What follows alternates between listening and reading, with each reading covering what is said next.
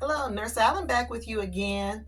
The first video I brought to you was range of motion to the one shoulder. The next video I will be doing will be to the hip and knee.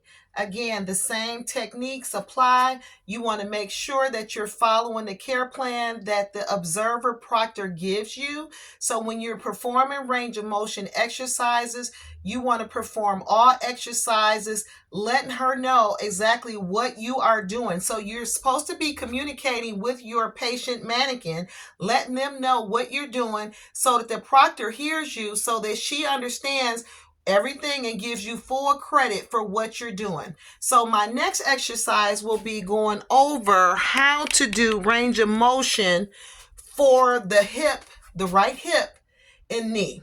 So I'm going to perform the exercise and hopefully you enjoy it. So it goes like this. I'm going to knock on the door.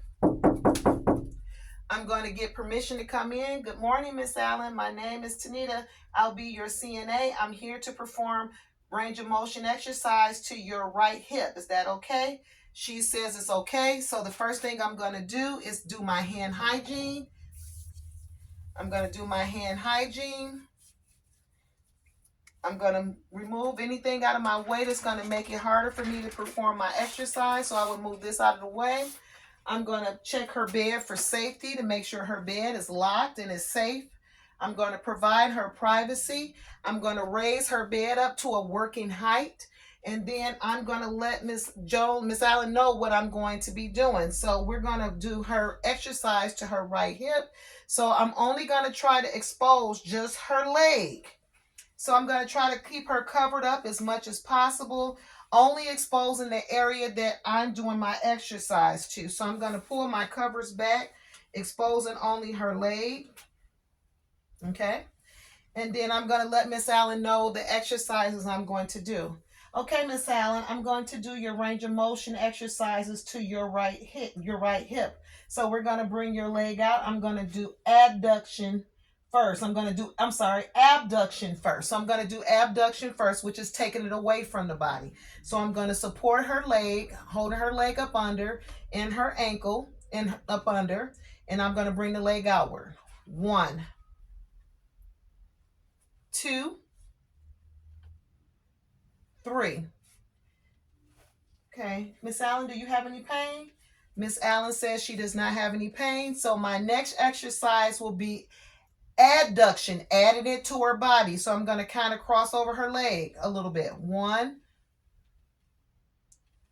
2, 3. I'm going to ask Miss Allen, does she have any pain? Miss Allen says she doesn't have any pain. So the next exercise, I can either do flexion or extension. So I'm just going to bend her leg. Miss Allen, I'm just going to do your flexion. I'm going to bend your leg towards you. 1, 2, 3. Are you having any pain?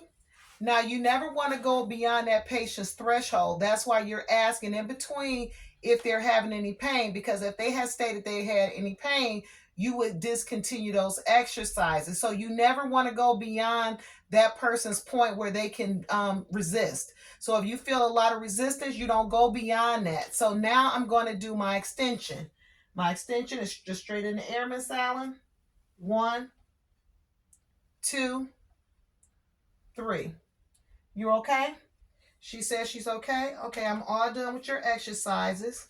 So at that time, I make sure Miss Allen was straight in her bed, make sure her call light was in place, her covers were back, make sure her bed is back in a proper positioning, making the bed up, making sure everything looks aesthetically pleasing. I want to make sure everything is left better than what I found it. Going to make sure her bedside table was within reach, her call light within reach. I'm going to open up my privacy curtain. I would lower her bed back down to the lowest position. Then I would go over and ask Miss Allen, do you need anything else? Miss Allen says she doesn't need anything. At that time, I'm going to do my hand hygiene. Once I complete my hand hygiene, I'm going to step back, look at my environment, make sure my environment looks the way I would like it to.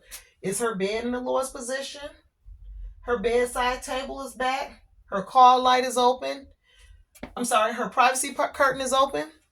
And then I'm going to walk myself through my skills. So I'm going to walk through the skills. Did I knock on the door?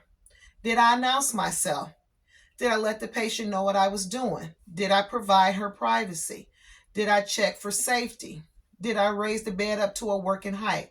I did all of those things. Once I looked at my environment and I know I've done everything, what was the skill? The skill was to do range of motion to the right hip and the knee. I performed those exercises. I did flexion. I did extension. I did abduction and adduction. You want to make sure you performed all your exercises. I asked her in between, did she have any pain? After that, I asked her, did she need anything else? I make sure my environment is okay. And at that time, I'm going to tell my proctor, observer, my skill is complete. But please make sure if you had to make any corrections, you go back and correct yourself. Before you tell your proctor your skill is complete, she wants you communicating with the patient and with her, letting her know what you're doing by communicating with the patient so that she understands. So when you're standing there and you're kind of low tone, you want to make sure that the proctor observer hears what you're saying so that she gives you credit, because you don't want them to take away points because they didn't hear you do something, okay? Don't be nervous. I know it's going to be a lot of nervousness when you're doing your skills because sometimes you're like, I know it. So you just want to make sure that you're performing them at the optimum performance that you can. If you make a mistake, just always tell the proctor, correction, I forgot to do whatever part, and then you can always go back and correct it. At this time, please like, subscribe, and share. Thank you for looking at my videos. I will be bringing you videos on a weekly basis to make sure that you're successful for your TMU Headmaster's skills. So look out, because I'll be bringing videos about how to pass that test as well. Take care.